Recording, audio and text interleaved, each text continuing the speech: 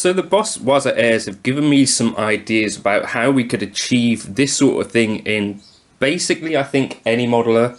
I'll show you on the HX Stomp how I would do this sort of thing, and then I'll probably grab Fractal FM3 and maybe the Hotone Ampero Stomp, so you could get the sense that this is kind of going to be universally the sort of thing that hopefully you could do almost anywhere. So one of the things, just as a caveat, this is only really a practice tool, definitely not the sort of thing you'd want to record with, but I think it might help you with some practice sessions if you're into this sort of idea. And what I read about the Waza Airs, people are liking this sort of thing, so I thought, well, maybe this could work for us. So I'm using headphones at the moment, and this is the tone as a starting point.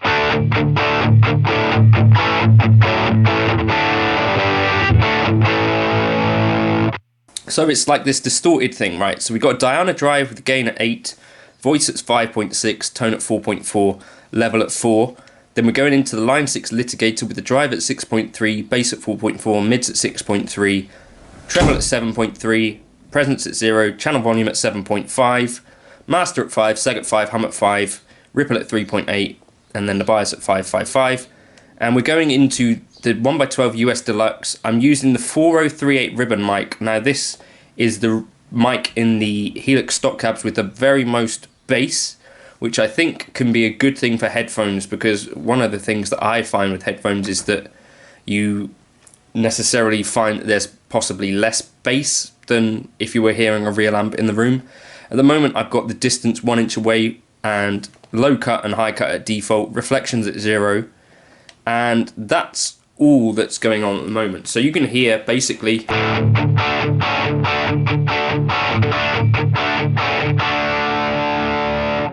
that's about as far away from the feeling of playing an amp in the room as you can get, in my experience, right? And this is the thing that I think people initially, when they get into modeling, find. You know, when I'm playing this thing, it's possibly less inspiring than if I was playing an amp in the room. It's probably, you know, quieter, spikier.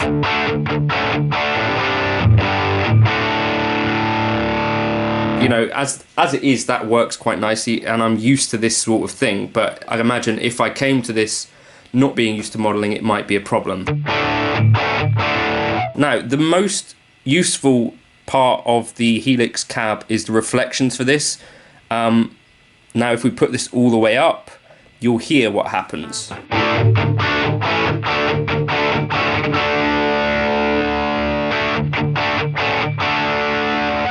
Basically what happens is it puts it in a small space.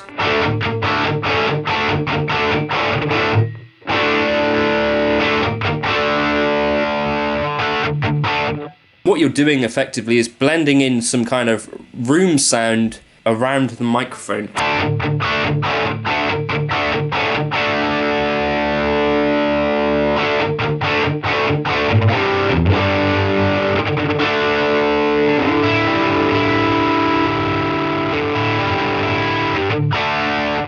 And what that seems to do to me is kind of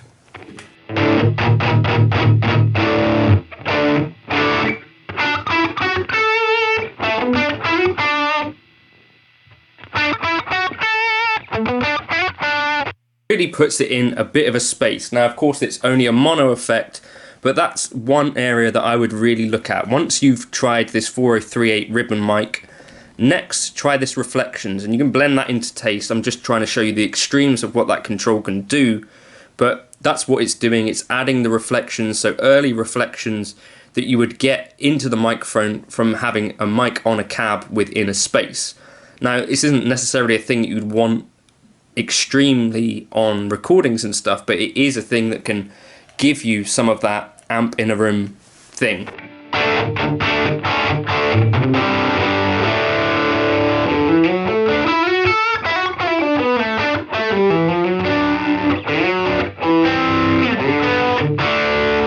And it doesn't use any extra DSP, so that's one spot that I would look at carefully. The other thing is this mic distance thing. So again, necessarily when you're listening to an amp in a room, generally you're going to be a fair distance away from it, right? Now, as we back off the microphone, you'll hear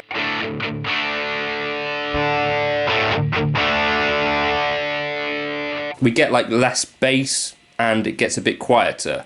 But what happens if we turn up this distant microphone thing?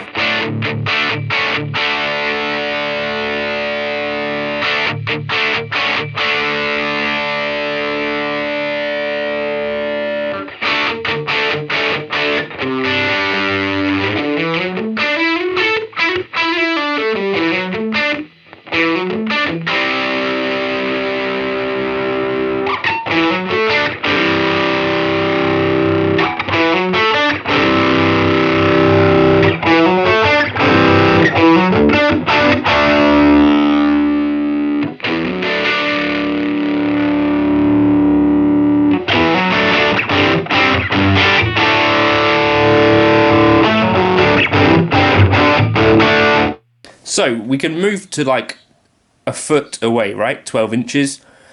So you could experiment with that. It's not necessarily my favorite control for this sort of stuff, but you might find that you get things a bit more balanced depending on where you put that for your own taste.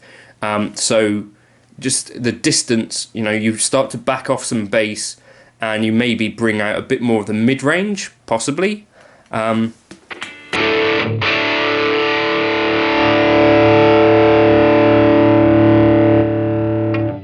But you might need to compensate with that, with some level. So that's that as well.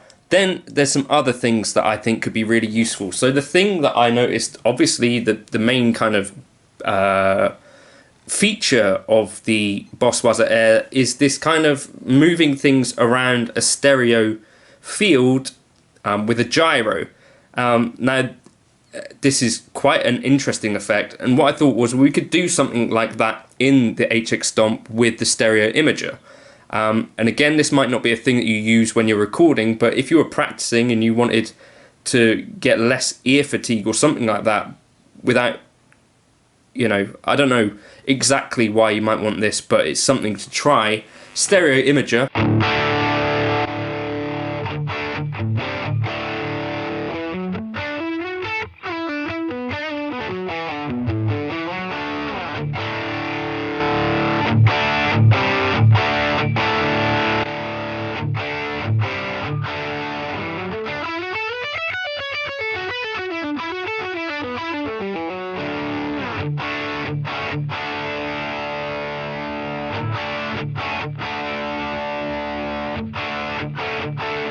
But, you know, if you had delay and reverb, you would possibly want to change this mode. But in this case, all I've done is just change the pan.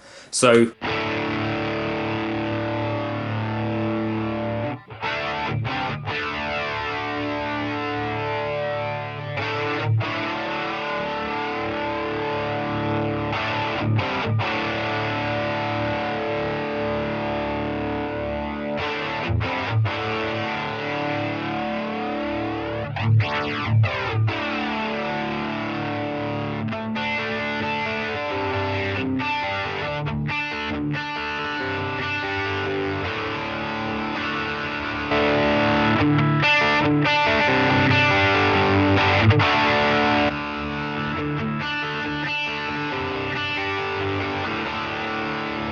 So that's another thing that can give you the illusion, I think, of being in a space, because you're no longer with your head straight in front of an amplifier. You get basically the sound of an amplifier slightly to one side or the other, and you know, that's a bit more like real life, where probably most of the time you're not standing directly in front of an amplifier.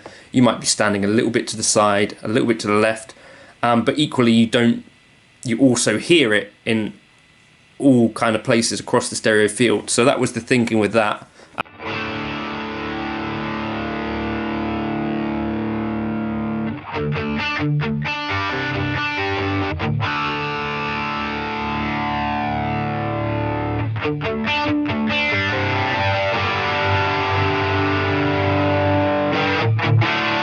We can bring that back in. I think 100 maybe was where it sounded most natural and least phasing.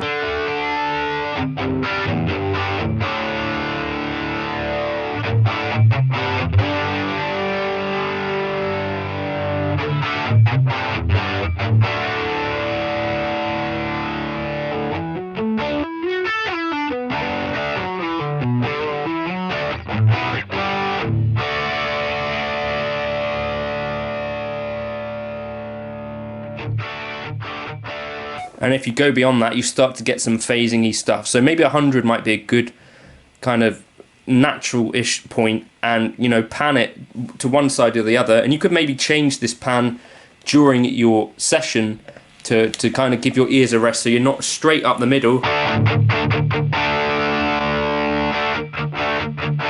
And you're a little bit spread to the sides. That could be useful, I think.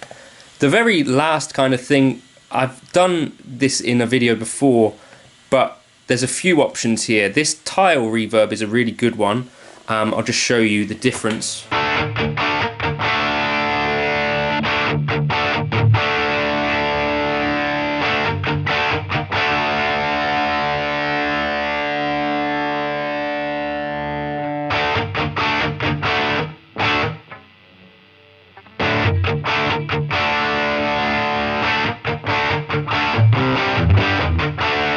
Does a really good job of putting you in a space. So that's just a reverb. The other thing I was doing with this was, if we take the hall reverb, for example, and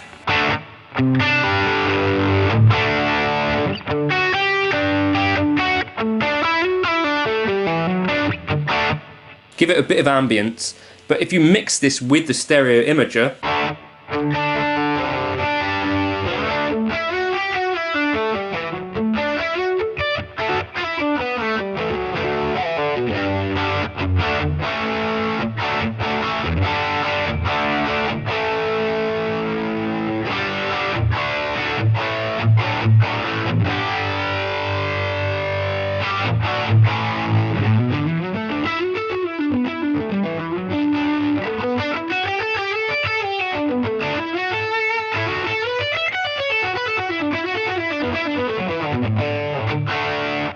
maybe we can again kind of trick ourselves a little bit into thinking that we're playing in a somewhat bigger space than we actually are. So the cumulative effect of all of these kind of things, here I'm turning on the reflections, I'm turning on the imager, and the hall, I think, can be quite drastic. Now, I don't know, as I say, this is not a thing that you're going to want to use all the time.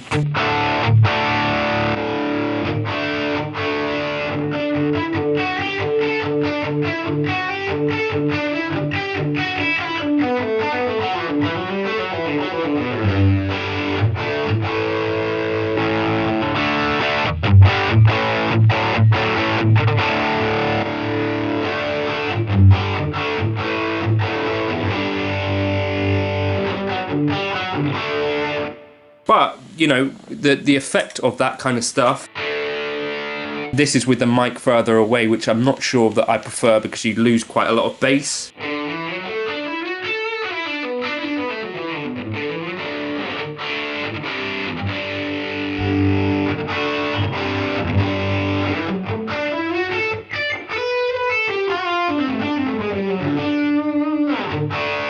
But I think that could really help to soften some of this direct stuff, which I think does, to me, and probably to you as well, is that it's not exactly the same effect as, you know, playing an amp in the room, obviously. Now, when we're recording, this is obviously not equally what you're going for. You want to use effects much more subtly than this, so that reflections, you would not use it 100%. You probably wouldn't want to use this stereo imager at all, and equally, you know, hall reverb, you probably want to be a bit more subtle with it than we are here, if you know what I mean. The other thing that I think is important is to balance out that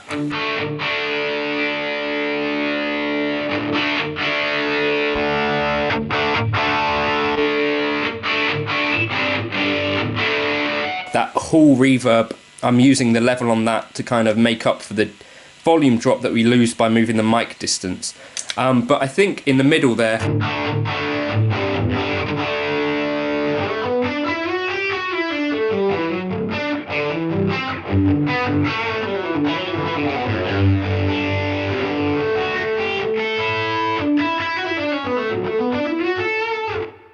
there's kind of three things that we could do, I think, without using too much extra DSP, to give us a bit more of that amp in the room thing. So notch the reflections up to 100%, change your mic to the 4038 ribbon mic, and consider using the stereo imager to knock the pan to one side or the other, so that you get this sense of the amp not being right in the middle of a space. And then you maybe consider using something like a hall or a tile reverb or a room reverb. So that's kind of some little techniques that we could use. I'm now going to grab another device and see if we can do something similar. Let me know if you want me to drop this into the HX Stomp folder. For longer kind of practice sessions, this kind of thing I might actually use. For recording sessions, I wouldn't.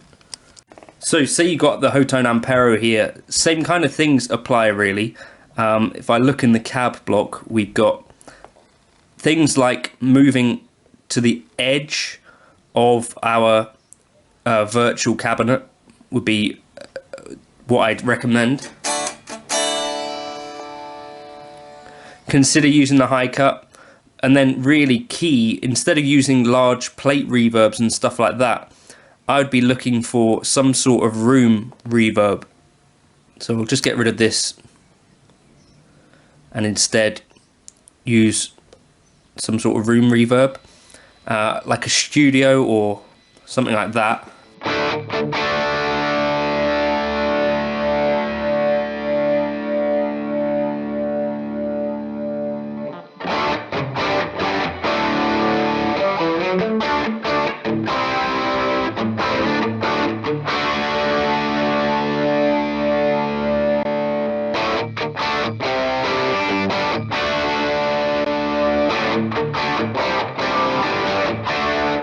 And maybe again, this kind of panning idea, I could use the panning to maybe put things a little bit off to one side a bit.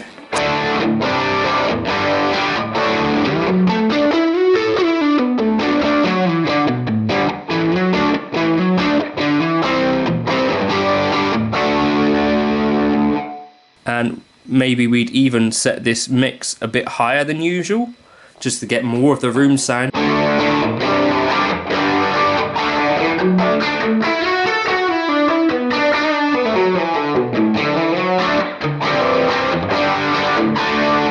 And these are the kind of things that if I was thinking, right, I've got to use headphones and I really need to have a long session where I'm not getting fatigued through headphones, this is the sort of thing that I might try.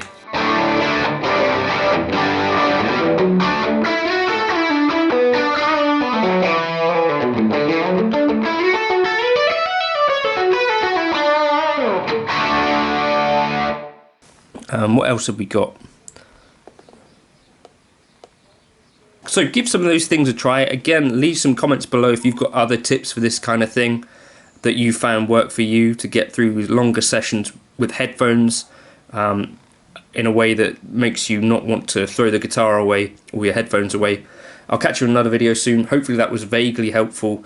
In the Fractal world, in the cab block is where you'll find a load of really useful room stuff that you probably already know about that as a Fractal person. I'll catch you in another video soon. Cheers. Say you're in the Axe Effects, your kind of place to look for this sort of thing is the cab, and on the third page you see you've got room. You can turn up what's called room level, and this can really, I think this is probably the best of the lot in terms of being able to really shape this thing. So you could have a room shape, so a room or a hall, and you could have a room size, you know, change the damping, change the mic spacing, change the proximity frequency. And yeah, it's really powerful stuff, and you can turn up things like air. So yeah, this is probably the area where you can really get closest to nailing this kind of amp in the room thing. As I say again, this is not the sort of thing that you actually want to be using when you're recording, in my opinion. Let me know your thoughts in the comments on that.